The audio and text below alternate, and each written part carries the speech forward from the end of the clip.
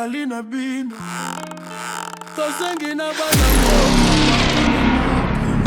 minutes de vérité avec votre humble serviteur, Trésor Mbokila. 35 minutes de vérité avec votre humble serviteur, Trésor Mbokila. Mbokila. Bienvenue dans votre magazine que vous aimez beaucoup, 35 minutes de vérité. Nous avons que 35 minutes pour en parler avec la situation politique de notre pays. Pourquoi pas le moment sportif qui est attendu par les sportifs congolais avec la participation du Nolopar au mondial. Voilà pourquoi tous en rapport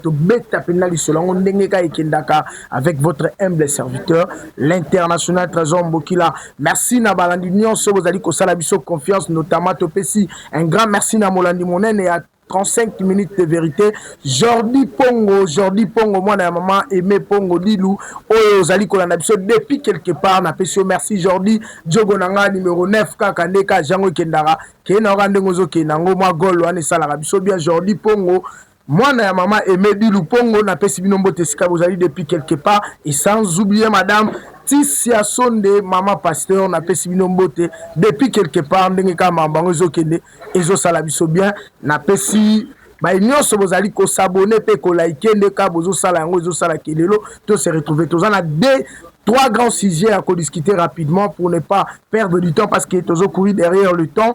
Rapidement tozo betali solo ya opération bouclage Oyo et Salami après la reprise du contrôle. Il y a ville, il y a Minembwe Centre, ville, il y a Minembwe Centre est commis sous contrôle. Il y a FRDC sous contrôle, il y a FRDC. Neka na betali solo, neka tolobara TV eza radio TV eza radio T.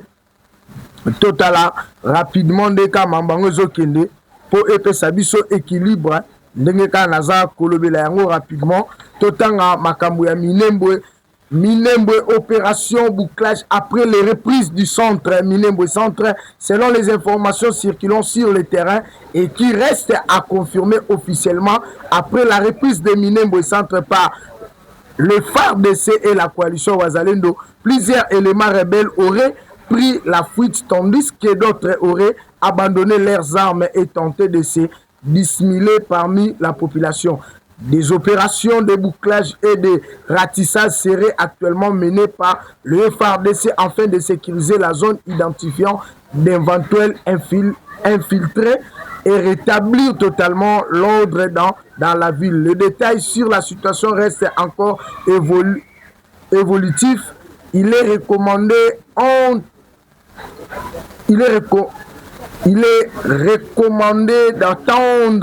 d'attendre les communiqués officiels pour confirmer l'ensemble des informations. Voilà, la situation vient de changer à Minembwe et maintenant le FARDC a repris le contrôle de Minembwe Centre après quelques attaques ou les offenses menées par la coalition Wazalendo et FARDC.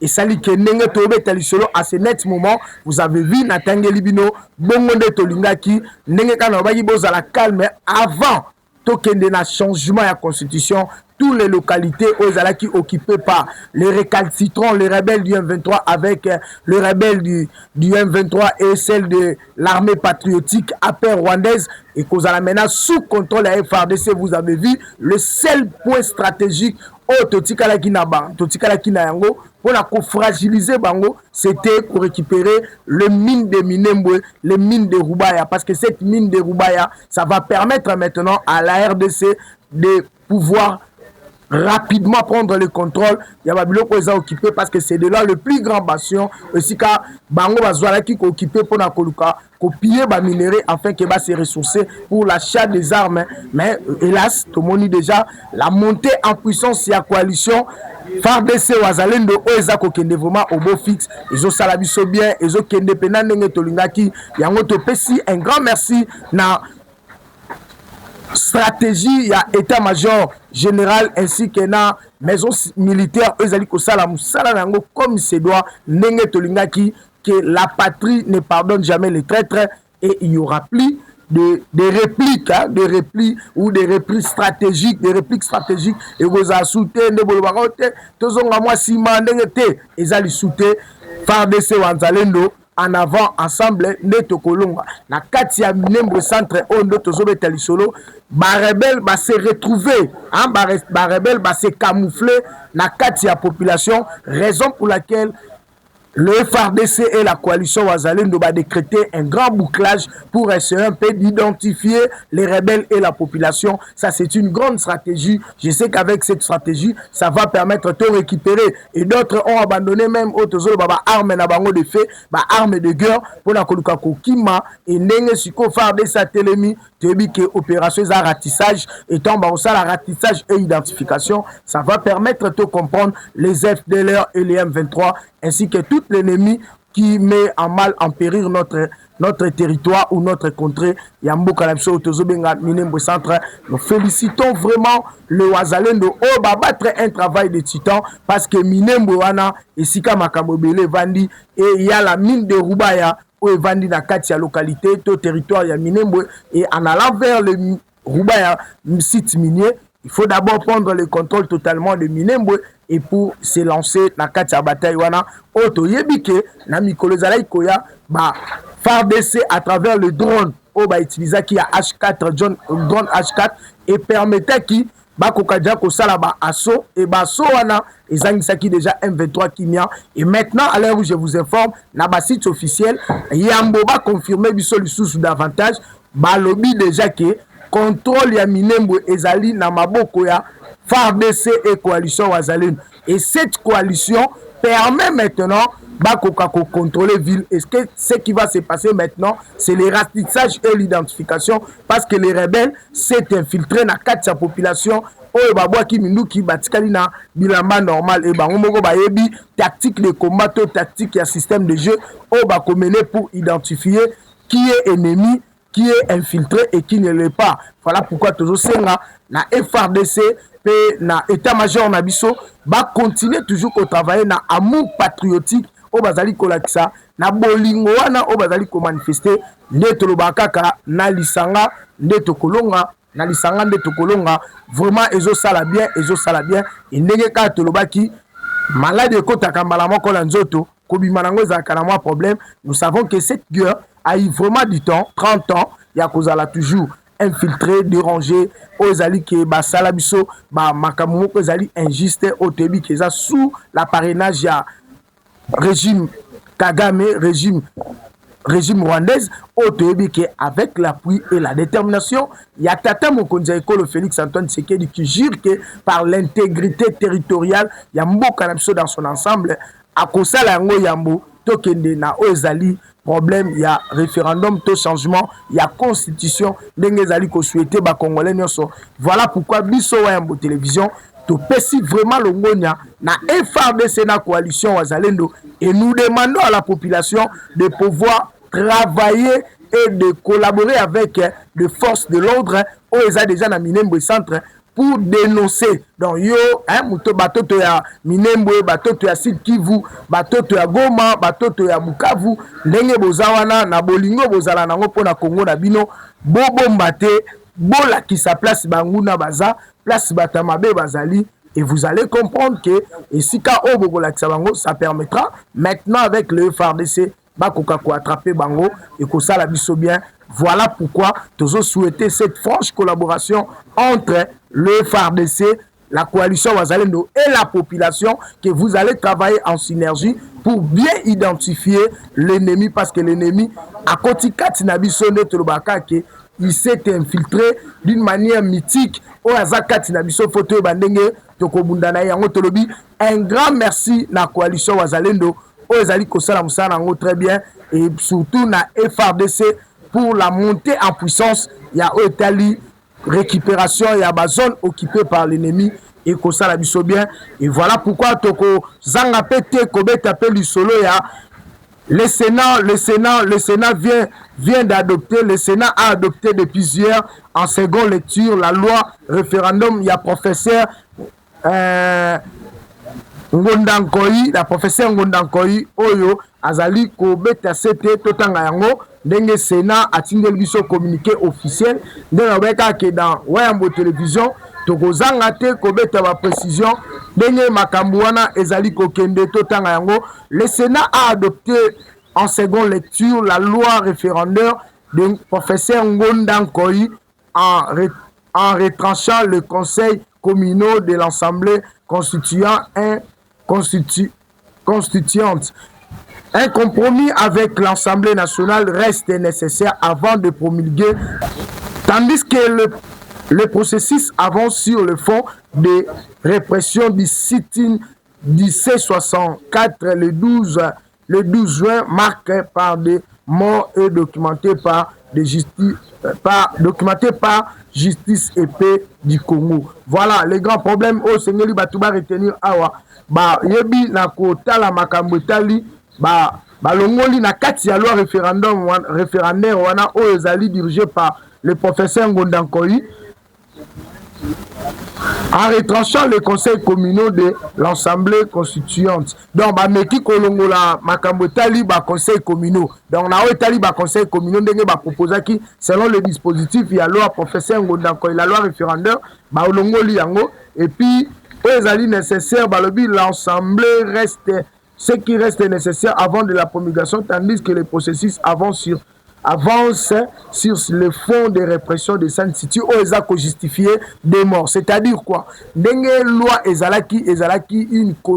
loi a été conditionnée par les conditions d'organisation des référendums en République démocratique du Congo et cette loi était une loi référendaire et cette loi a été apportée par un des éminents professeurs d'université de notre pays à l'école de Njoli et l'école de professeur Bouchap et l'un de ses disciples, le professeur Ngonda Nkoyi, Oazali, Mokoba professeur, il y a droit pénal et constitutionnel, bango bafanda qui ko analyser celui le porteur et na kati wana ba élément o achaki le Sénat vient maintenant d'enlever ou à Nyebi na kolongola ensemble avec l'Assemblée nationale en collaboration de Totangi balongoli makamotali ba conseil communaux ba chango mupandi et puis bazali ko examiner ko landisa ma justice pe travail ya mboka na biso kotala sitting ya ba opposant o ekonitra ki des morts par rapport ya revendication na bango par rapport à la loi référendaire wana oyo toyebi ke opposition ezalaki d'accord te pour que loi wana eleka. Voilà pourquoi tolobi bandeko Fayulu il faut bazala beaucoup plus très sincère vis-à-vis la population. Pourquoi bazala sincère vis-à-vis la population? Parce que les histoires se passent au niveau de l'Assemblée nationale et comme les histoires se passent au niveau de l'Assemblée nationale, c'est inutile d'entraîner les masses ou d'entraîner des foules na balabala parce que ça de l'autre côté, ça va encore engendrer des problèmes vis-à-vis entre la population et la police. Mais le plus grand important, c'est d'aller chercher encore d'autres mécanismes Nanzela et Sénat pour la Koluka Kobundela parce que bientôt là, cette loi va revenir encore dans la Assemblée nationale pour être validée afin de permettre au chef de l'État de pouvoir il y a promulgué et avant la promulgation de cette loi, autobengi loi référendaire, ça va maintenant aider na kati mboka na biso avec toute bonne quiétude otozali kotala ndenge nini ekokende na mambi matali programmation na kati journal officiel pour permettre biso tokende na loi référendaire et ça la biso malam. Voilà pourquoi c'est tout un procédure. Moi j'avais toujours parlé na kati ba intervention nanga que makambu nyonso tokoki kosala siko aussi le plan politique et ils ont trouvé fondement na yango na kati Assemblée nationale parce que l'Assemblée nationale est la deuxième instance majeure de notre pays qui gère l'exécutif national et qui élabore des lois en faveur de Yamboka. Yango monaï que nous avons des lois fondamentaux et des lois organiques. Et toutes ces lois organiques, ces lois trouvent fondement na yango na katia constitution otobengi na mukuse pe na esengo nyonso ezali otozobenga na logique des choses otozali kobenga la loi fondamentaux. Et la loi fondamentaux ezali loi ezali ko régir notre constitution et notre constitution ezala ba préalable yango oyo ka benga la loi portant organique. Donc, des lois ont élaborées à niveau de l'Assemblée nationale, ils ont trouvé fondement dans la Constitution. Il faut qu'il y ait toujours le respect des procédures, le respect des lois établies. La manière dont fonctionne l'opposition de notre pays actuellement, ils sont dans les copies-collées. Ils sont dans les copies-collées. Au Bazali Kosala Kaka, c'est que l'IDPS a fait à l'opposition. Or, avec ce schéma, il est difficile. Il y a quoi il Félix parce que Félix est venu na katia famille Otozobenga, famille politique qui a juriste, un parti de droit. L'IDPS c'est un parti de droit. Donc il y a plusieurs juristes et plusieurs Otozobenga batu oba école droit obazo maîtriser. À l'occurrence, tout le monde les professeurs Ngondankoy Ozali, moko ya ba professeur, il y a droit constitutionnel na mboka na na école munene, il y a Louvanium. Et puis surtout, na katia makolo ya bato bazo maîtriser droit. Yango moni dans le bail que constitution et cause à la changer. Pourquoi?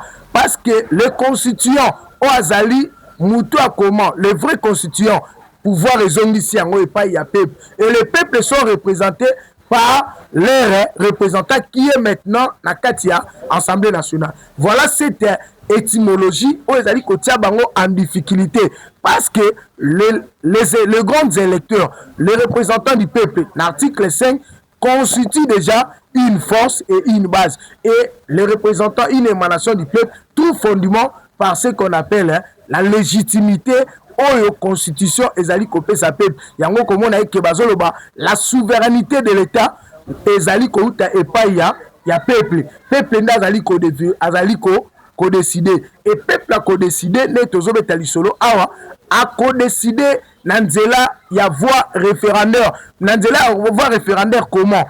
Il est représenté par les élus et ces élus portent au tozobenga le pouvoir légitime au souverain au peuple apprécié. Yango moni tangu ba fayilu bazo sakana, cette loi a été déjà validée au niveau de l'Assemblée nationale parce que celui qui a porté cette loi azalaki déjà un constituant au ayebaki kokoma. C'est le dérivé yamakambu ya référendum to ya changement de constitution et trouver fondement nango na article 5 dont le vrai constituant, le vrai décideur a Pessinzela pour que le peuple a kende a changé la constitution. Or, le peuple a aucune dans son entièreté. Il est représenté par ses élus. Or, Eli Bazali, une émanation du peuple. C'est le pouvoir du peuple par le peuple. C'est ça la démocratie. Voilà pourquoi l'IDPS a travaillé beaucoup plus. La trace, il y a des lois fondamentaux, il y a mboka na biso, nenge constitution, yango moko ezali koloba, bozela totanga ngo pour que to comprendre ngo bien. Par rapport à la constitution de Zali Kobeta, c'était, pardon, il y a vraie valeur au la constitution Zali Kopesa. Constitution la souveraineté nationale ou la souveraineté de l'État appartient au peuple. Et tout pouvoir émane du peuple qui l'exerce directement par le voie référendum. Donc on ne peut pas faire quelque chose pour que tous les canavois référendum. Lorsque ma politique bazali ko diriger na exécutif national et l'opposition bazali ko welana muto akoyi ko kabola l'État, c'est le peuple et le peuple azali ko kabola bango ndengeni azali ko kabola bango par une voix référendaire. Or la voix référendum c'est quoi? La voix référendum c'est ce qui nous ramène vers une élection arbitrage et cette élection arbitrage o babengaka élection na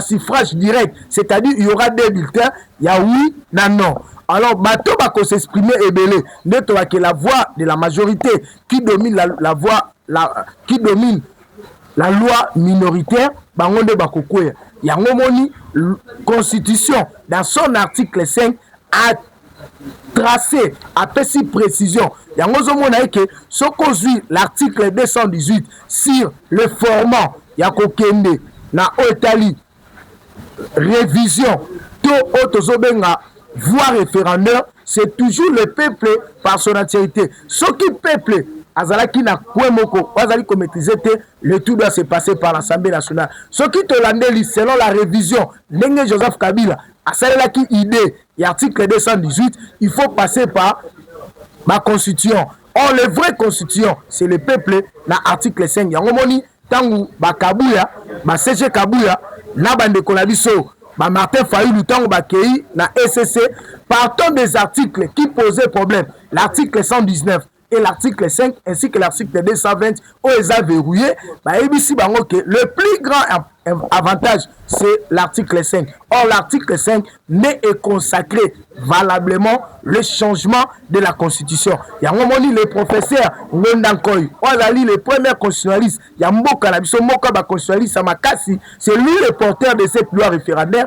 Tant à Zomemango, ayebi que l'article 5 n'est épais bango nzela yako simba to kolongola. Alors les gens doivent se poser des questions. À Kolobakiote, réviser, changer, ce sont toujours des formes et des mots on va utiliser. Mais le plus grand avantage se retrouve dans l'article 5. Yangomoni, après avoir consigné sa seconde lecture, il sera promulgué par le président de la République et sera certifié dans le journal officiel. Et le journal officiel, tant qu'on certifie à publier en haut, c'est le seul canon est certifié à Eloko de loi Nambo Canabiso en vigueur. Et c'est par là, la CENI maintenant va s'en saisir par l'exécutif national et le gouvernement à travers le ministère de l'Intérieur pour disposer des moyens afin d'organiser le référendum en République démocratique du Congo. Donc, on se le dise de vérité, bah, failli nous base à la sincère de la population. Déjà, nous sommes dans un pas d'avance dans le changement de la Constitution parce qu'ils ont travaillé sur les lois fondamentaux. Yambo Cannabis, on a expliqué, on a démontré noir sur blanc. Les gens peuvent me dire que vous n'êtes pas constitutionnaliste, comment vous avez fait? Nous avons consulté des constitutionnalistes, on va expliquer l'esprit et la lettre Yamakamunios. Moukananios, c'est comme Makana Makamuni Balé, et comme Makana esprit et la lettre, c'est qui est écrit. Voilà pourquoi nous disons félicitations avec la démocratie instaurée par Félix Tshisekedi, aboli dictature. Il a même permis qu'il y ait eu un sitting où il y a opposition, malheureusement à côté de l'opposition, les cas je ne sais pas, parce qu'il n'y a pas eu de morts, il n'y a pas eu des arrestations arbitraires. De ce côté-là, nous saluons rapidement la police qui a quand même compris. Avec ce professionnalisme, nous avons vu quand même ma perte en vie humaine de l'été peut être évitée, ça reste à vérifier. Il n'y a pas eu des arrestations arbitraires. Faïlou jusqu'à présent, il se promène en homme libre. Ou à l'heure où je vous parle, à l'heure où je vous informe, les C64, les C64 et Martin Fayoulou avec Banda Bakabou, ils sont en réunion stratégique pour amplifier encore davantage des actions majeures afin de pouvoir compliquer le pouvoir en place. Les Tobé Talisolo, Bazali, ça la réunion, ils allaient engager dans Sam City, les images sont déjà là parce que nos caméramens, Bakitagi na terrain, vous savez que Bisso, dans Wayambo Télévision, nous sommes une tribune d'expression populaire, église au milieu du village. Nous sommes la presse. On est en train de faire notre travail et nous cherchons toujours à éclairer l'opinion nationale et internationale sur la vérité parce que vous connaîtrez la vérité dans notre devise. C'est cette vérité qui vous rendra libre. Donc, je lis tout simplement la loi référendaire. Il y a professeur Ngondankoy, Azali Moka constitutionnaliste, a été déjà validé et l'on va remettre en cause le niveau à Sénat. Bateau Azali côté Kaba Marcha, to va me konanga va coopérer pour retenir que Bakolongola seulement Makamba Bakomino et Kozalate et on va voir la caractéristique ya ba sitting selon la justice par rapport ya Batou Bazwa qui Baka et Bazwa qui ba problème la sitting qui organisé la date le 12. Donc pour la seconde fois, on fait un petit lecture pour la bande Konabiso Oyo. Bah, Zubiso un peu en retard, bah comprendre comment tout mettre un peu analyser sur l'adoption. Il y a loi portant référendum. La Sénat a adopté en seconde lecture la loi référendaire du professeur Ngondankoy en retranchant le conseil communal de l'Assemblée constituante. Un compromis avec l'Assemblée nationale reste nécessaire avant la promulgation, tandis que le processus avance sur fond de répression des sit-ins du C64 le 12 juin, marqué par le mort et documenté par la justice paix au Congo. Donc, Makamwana Soazolandelango, Bakotala avec le conseil communal constituant l'Assemblée dérivée, pour Bavanda. Basolo Lango, le président de la République, sage qu'il était avant la promulgation, tant qu'on va promulguer la commission disciplinaire. Donc nous revenons encore avec la logique qui est 1900 il y a 1992, avec la conférence nationale souveraine, vous savez, l'histoire nous révèle, l'histoire est révélée que Basalaki o Babengaka, commission disciplinaire il y a HR, ndenge batiaki pona kotala ba stratégie pona collaborer ezalaki constitution moko ya malamu malgré Mobutu ne voulait pas promulguer yango parce que ceux qui promulguer yango ça allait encore aider le pays en avantage. Mobutu a bloqué yango après quelques années, 5 ans, 3 ans après, l'AFDEL est venu, le tout a été tombé caduc. Voilà pourquoi nous demandons avec toutes ces idées, il y a beaucoup avec des éminents professeurs que vous êtes, l'avenir de notre pays est entre vos mains. Les lois sont impersonnelles. Quand vous faites des lois, il faut faire des lois parce que les lois sont impersonnelles, mais aux ezali important. Les hommes passent, mais les institutions restent. Voilà pourquoi vous devez nous aider d'avoir de bonnes solo. Et c'est ça, les réalisateurs, Yamoli, mon spiritualité, les serviteurs Daniel Kasoukazo, c'est Pilaton Nazo, Fongola, Makambu la Constitution. Moi, je ne suis pas beaucoup plus juriste, mais je suis auxiliaire de la justice et ainsi que scientifique. On est entré à Kolukaba Recherche pour éclairer. Notre mission, c'est éclairer la population. On a que vous connaîtrez cette vérité et cette vérité vous rendra libre. Cette loi a été déjà adoptée. Tozo Zela, Basala, Tozo Benga. Assemblée constituante, il y a un conseil communal, au côté la pour que bazala exclu na kata makamba révision, il y a constitution tout changement, les restes on va vous communiquer davantage. Tous on a rapidement pour la consulter. Nenga tolo ba dans Wayambo télévision, neka tobe ta sauter le Congo d'abord, demain ezali notre apparition majeure après 52 ans. La RDC face à la Portugal. Et mettons d'abord en image l'arrivée du président de la République à Houston, comment le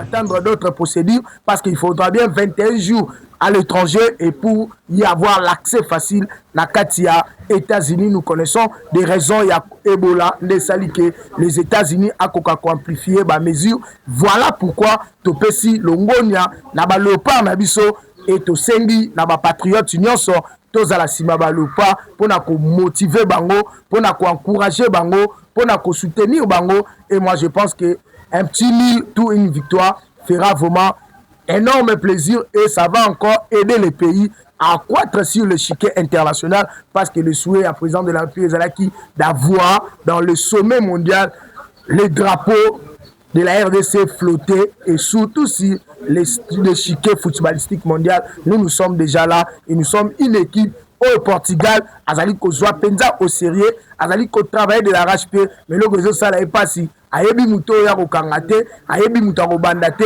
notre système de jeu est banarate, ba ebomona contre Chili, bangote bomona contre Portugal, ba ebomoni contre Portugal, contre Jamaïque, bomona bangote, c'est ça la beauté du football congolaise. Voilà pourquoi nous disons na coach de sabre d'être toujours sincère et être aussi à l'écoute de la critique à presse parce que c'est la langue du supporter au banwazali ko apporter pour na koluka ko komisa makanisi ya peuple bisika o yazali donc tozobeta pena c'était et ko sala biso betika esepelisa Jordi Pongo Dilu o azali mwana ya mama na biso Aimé Pongo Dilu o azali molandi monene ya Wayambo télévision dans 35 minutes de vérité.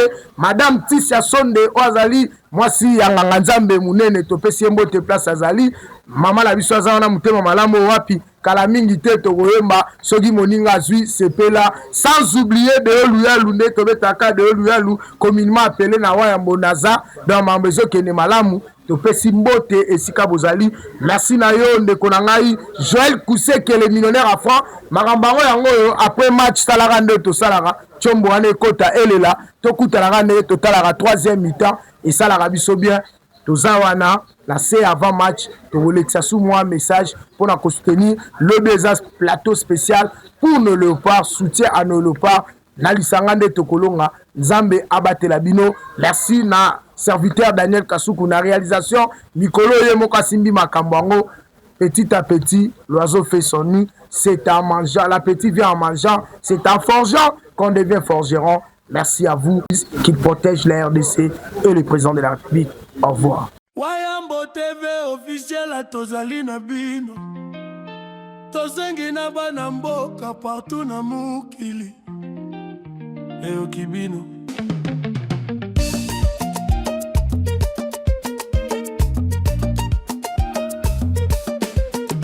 Bienvenue sur la chaîne qui vous éclaire. Wayambo TV. Vous massivement. Tozali na bino. Wayambo TV officiel. Ensemble pour le chemin. Sur Wayambo TV.